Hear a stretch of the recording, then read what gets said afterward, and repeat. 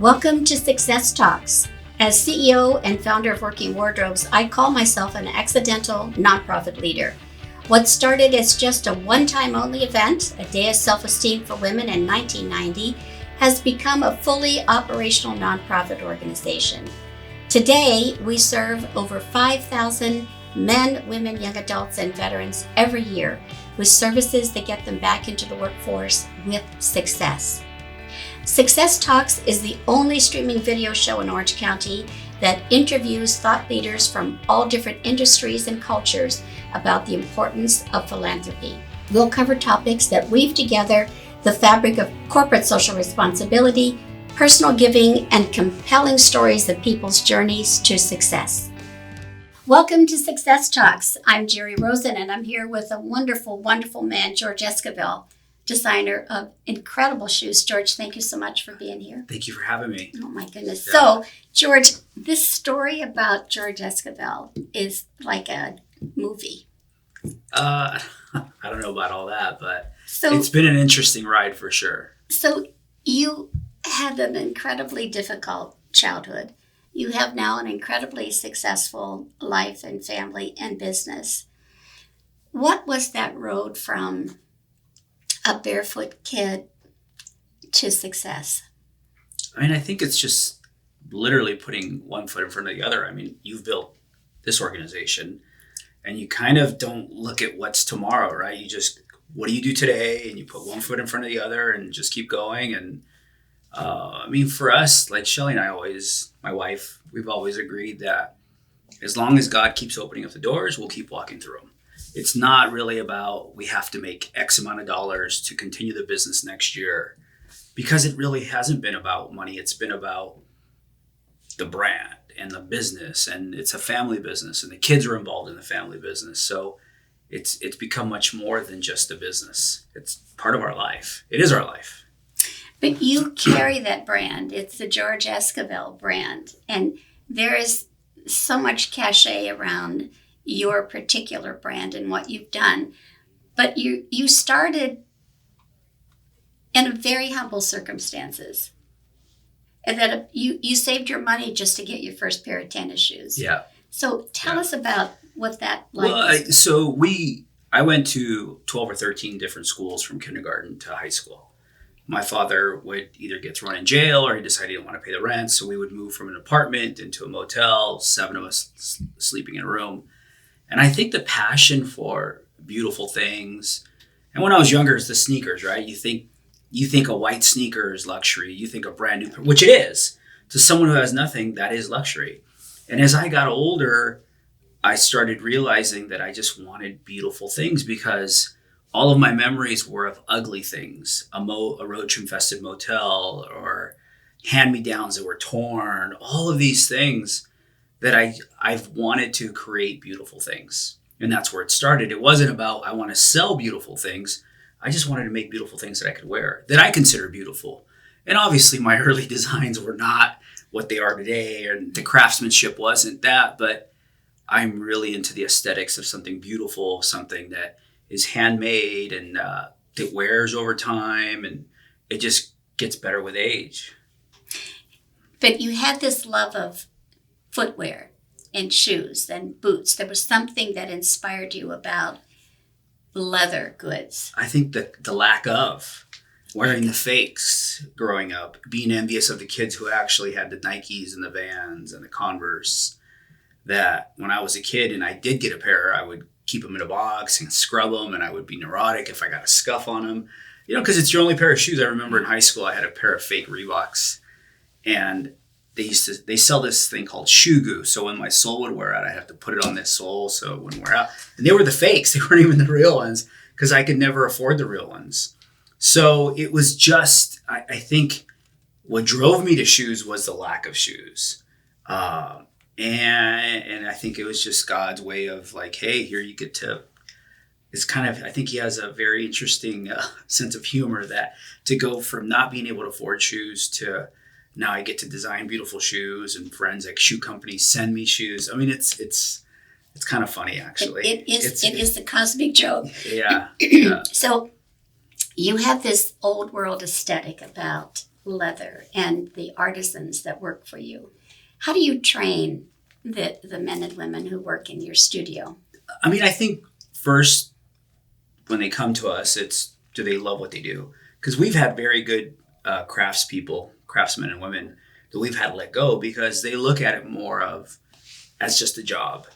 And for me, it's not a job. It's something that you have to love. I say something to all my workers. You just have to put more love into it. If more love means you can leave earlier, then leave earlier.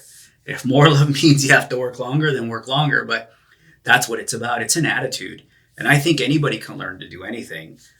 Some of the more technical parts of the shoemaking, it takes a little bit longer to train somebody. But we bring in interns and then we train them from there. I haven't really trained very many new shoemakers. It's a long process, and it's not something you're going to get rich at making shoes. It's like construction.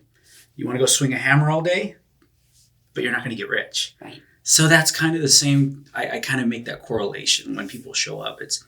People think it's glamorous because of the people I make shoes for, but that's not every day. I don't go to my client's house every day. The day, as you know, the day in, day out is where you got to roll up your sleeves and get dirty, where we got to box up shoes, where I got to get my hands dirty and start staining the shoes, whatever. That's 90% of the work or 95% of the work.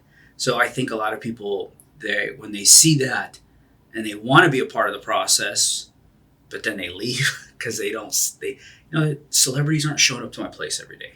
That's just not what it is. And it's hard work. It's very manual. It's very hard work. Some of it is very tedious, but the payoff is when you see something beautiful. Yes. Come to life, like the shoes that you got, even the shoelaces that we make. Everything is done by hand, and I think that is part of the payoff. It's kind of like that farm to table movement, right? The payoff is you're creating something beautiful for people to enjoy. I get very emotional when people enjoy my shoes, and I think it's really neat, and I feel very special when somebody invests in my brand, and by investing in my brand, I mean that they purchase a pair of shoes. That's also my duty to continue to push who we are and develop more beautiful things and beautiful in my mind. Some people may not like what we do, but it is to develop and evolve the brand. So I had the opportunity to come to your studio when you had a friends and family sale. So because I consider myself part of the family. And you are a friend and a family member. And I have to tell you, it was pure joy shopping with you.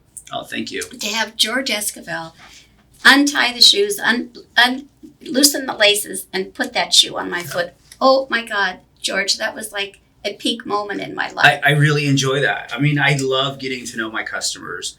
I have seen and I have lived many lives through my customers. I've seen multi-million-dollar homes built. I've got to travel the world because of my customers. I get to be a part of something really cool, what you guys are doing here. So I get excited about that. That's what I love. I love meeting my customers. I love the customer that I just met now. It's like, wow, that's so cool. Someone actually says he's owned my shoes for 10 years. And when we had the sale, I had people come by that said, I've been saving to buy a pair of shoes for a couple of years. I'm like, wow, that means so much to me. That's just special because I know what that's like. I remember saving to buy my first pair of Chuck Taylors, or if it was a watch or whatever it was, I remember, and it's very special to me. And it's very emotional when someone says that I've saved my money to buy your shoes, because I'm not a big brand. We're very small. It's still a family business. So it means a lot. And I really appreciate the people when they do that. Well, I never thought I'd have a pair of your shoes either. So I have to say I was we have two. Overjoyed to go to that sale. But each of those shoes takes a lot of time to make. What's the amount of time that your artisans are working on a pair of shoes? Because they're not production with machines and we do everything, I would say 90% of the process is by hand. We go by hours. So a pair of shoes could be anywhere from manual labor, not drying time. This is when somebody's touching it and working on it. It could be anywhere from 8 hours to 45, 50 hours, depending on the level of difficulty. And that's where the price points range. Obviously, the more we put into a shoe, the costs go up because of the manual labor. So it just depends on the type of shoe. So, I mean, even our shoelaces, some of those shoelaces, We make special shoelaces for our shoes, and that takes They're time. beautiful. Even our boxes, when the handle matches the shoes, everything is done by hand. So it's all put into that. So you invest so much love in every pair of shoes and in every box that you make. And I just hope, so that's, you circulate that love. And that's got to come back from the customers and the clients that you work with. I think it does. The people that all came out to our sale, all the love that was poured out on the brand it was very humbling. It was very humbling. I get very emotional that I can't believe people are there early in the morning to buy 5 pairs of shoes, and you're like, wow, this is wild. Women will go anywhere to buy shoes. It's not just wild, it's men. There was a guy who came by and he says, I've been looking at these shoes, but I couldn't afford them full price. And I've been waiting and waiting, and we had his size and the style he wanted. And he was so happy. That made me happy. Absolutely. I was like, wow, I know what you feel. I know what you feel when, because obviously the style he wanted was one of those shoes that was 30 hours to make. Wow. And he got it 65, 70% off. It was one pair that we had in that size. And it's neat. It's neat to see that. It's neat to see. And look, at the end of the day, it's shoes, but I think what I'm trying to do is more than shoes. It's about a lifestyle that starts with shoes, but goes into the things that I'm not about excess. I mean, you deal with people who have nothing and you're trying to give them something. And then the same thing, I grew up with nothing. So I'm always trying to, how do I give my customer the most value for what they're investing in? So it is that attention to the box and I don't want to make my things quick and fast and cheap, because I know by putting all those things into it, it's just going to make it more beautiful. And it does. So, George, we're going to take a quick break, and we're going to be right back with George Esquivel. Welcome to Sunday Brunch. We're a boutique advertising agency located here in Orange County, California. At Sunday Brunch, we custom build teams for all of our clients. Each team member's both personal passions and professional excellence is matched up to meet the needs of your business. Capabilities range from brand building, design, public relations, social media, websites, media planning, buying, working with influencers, events, and even more. Want to contact us? We'd love to hear from you. Follow us on Instagram or online at sundaybrunchagency.com. So, George, let's talk a little bit more about the world that you live in. You have a marvelous wife who is your business partner. Yeah. How many She's children? the boss, actually. She's the boss. Well, I mean, we used to, before the business got going, we used to have a joke when she was still working. It was tongue in cheek, but whoever made the most money that week is who got to be the boss. She was always the boss because she was working, she had a job. So I was like, well, I guess you're the boss this week. What do you want to do? But she's been a supporter always. I mean, to the point where she cashed out her savings to continue to support the brand. That's what we both felt was the right direction, and it's been amazing. I mean, don't get me wrong, it's been a lot of struggles. We still struggle with a lot of things, but our goal hasn't been to buy a fancy car, buy a big house. That's just not. I think for us, it was, let's just do what we love. And we love it. And it's been a blessing. The kids have all learned work ethic, and they've seen us struggle, and they've seen the successes. And I think that's the biggest thing for me. Our kids, our nieces and nephews, our family members, everybody has learned something from the experience of us owning a business. Not a brand, but a business. So let's talk about that word success. When did you decide, I think my business is a success, or I think I've done something that's successful? Did you get to that place? I mean, for me, success is very different. I have this argument all the time with people. It has nothing to do with money. Yeah. It has absolutely nothing to do with money. I have friends and clients who have a lot of money who are miserable, and I have friends and clients who have a lot of money and are very happy. Nothing to do with money. If you're looking at it from a business point of view, well, they're looking at the money.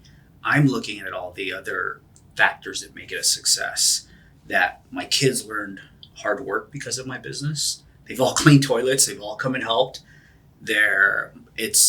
We've struggled. We've learned how to overcome struggles.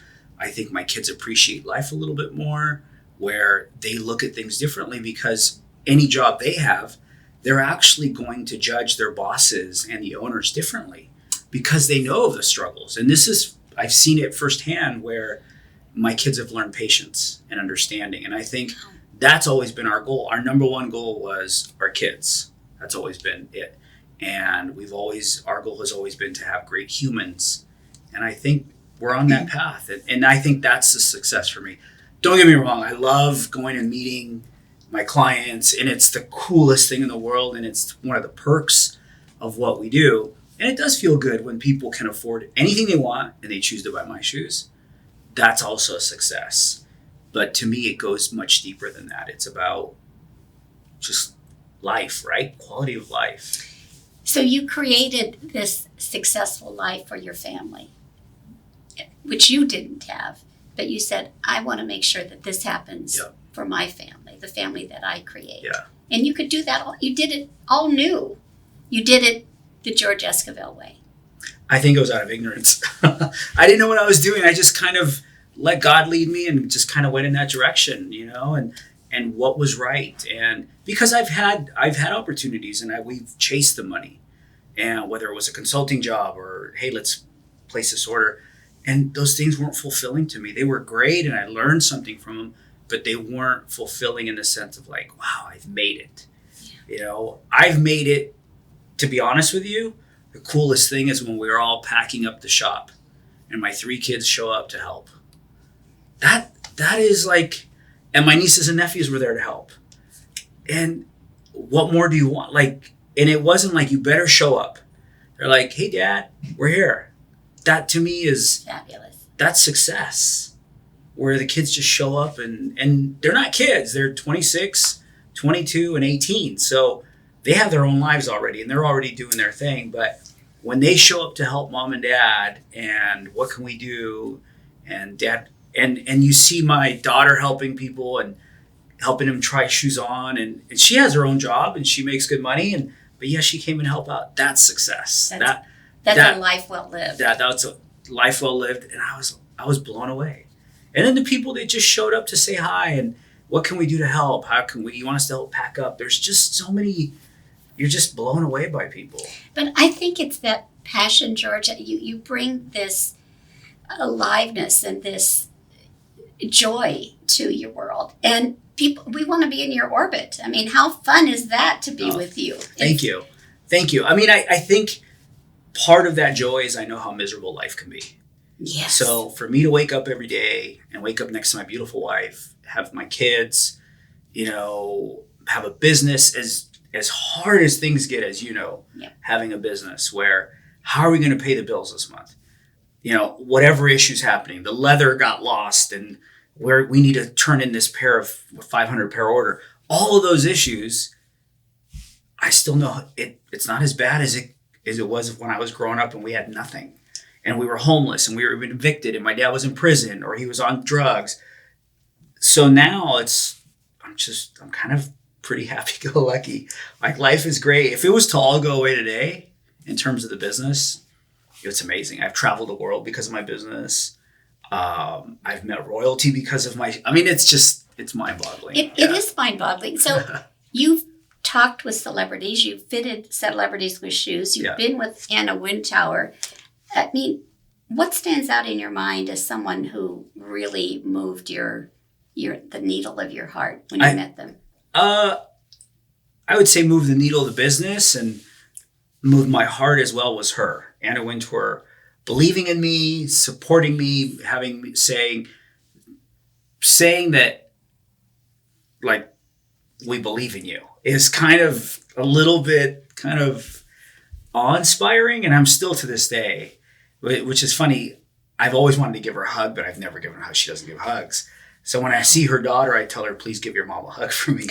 But she changed our lives. She changed my entire family's lives by her and Vogue and the Fashion Fund and CFDA, her guiding me along and all of my successes, the consulting, the creative director positions, everything, it was because of her. Now, granted, we did our part, but she's the one that kind of presented me to the industry. and it's been life-changing. So I would say that's been huge, and it's life-changing, and it's her and Vogue and that fashion industry, that family, I would say, that I become a part of. It's been a wild ride. It's incredible when we look back on our lives and we know that there's one person or there's one opportunity that just did that shift, and that put us on that road to success. And I can only imagine, this is a woman who is absolutely dedicated to quality. What a thrill to have her say, I love what you're doing. I mean, to me, it's kind of wild. I'll tell you the biggest, and I didn't even realize it. So I think it was 2012. They had their 120th anniversary. And this is not bragging. This is still, I'm in shock. So they listed their 120 most influential designers, creatives under the age of 45. And I was on that list, and I got very emotional because I'm just a kid I still see myself as that poor kid at times. And before the fashion fund, I was just a guy making shoes. And so for Lisa Love, who also worked at Vogue, to say, you need to apply, and this is amazing what you're doing. I was like, well, am I really a part of this? I just make shoes. And she said, no, it's what you're doing is really special. And I think a lot of people are doing special things. They just need that little pat on the back sometimes to realize what they're doing, which is what you guys are doing. Well, this is always around that transformation of life, isn't it? You've done your own transformation of your life, and you've said, I'm making these choices for myself, for my wife, for my family, for my clients, and you've created a quality life. Is there anything on your bucket list that you want to do that you haven't had a chance to do? I've kind of done everything I want. I mean, to be honest with you, I just take it as it comes. It's all amazing. I mean, we're in the middle of moving to downtown LA, which I think would be the next amazing thing for us, because it's going to create an experience. People can see what I do. I love to travel more. I want to travel more with my wife. Just things. I'm not one of these guys that says I have to have this, because I think when I do that, then I limit God. I'm like, you know what you're giving me is so amazing. Like, just keep it coming. Bring it. I will take it. I'll take it. I'll take the bad with the good. It just comes, and that's kind of how I am. I mean, there are things, I'm excited to see my kids get married, things like that. I'm excited to play with my grandkids. Those are all things that I'm dreaming about, right? Those are the things that I want to stay healthy and long enough to do those things. And if it's meant to be, I want to have a shop where my grandkids can come and hang out with. I mean, my kids don't want any part of the business. So, but to have my grandkids come hopefully someday, and the shop is still there if it is, that's what I'm looking forward to doing. Those are beautiful dreams, George. I want all your dreams to come true. Thank you so much for being with us. Yeah. What an incredible story, George Esquivel. Thank you so much. Thank you. And thank you for tuning in to Success Talks, everyone. We appreciate you. Thank you for joining us for this episode of Success Talks.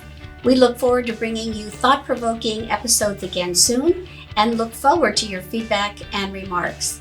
If you have any particular topic or person you'd like to have me interview, please reach out to us at Working Wardobes, 714-210-2460, and we'll be sure to put them on our show. Until next time, may you remember the power of a paycheck and that success talks.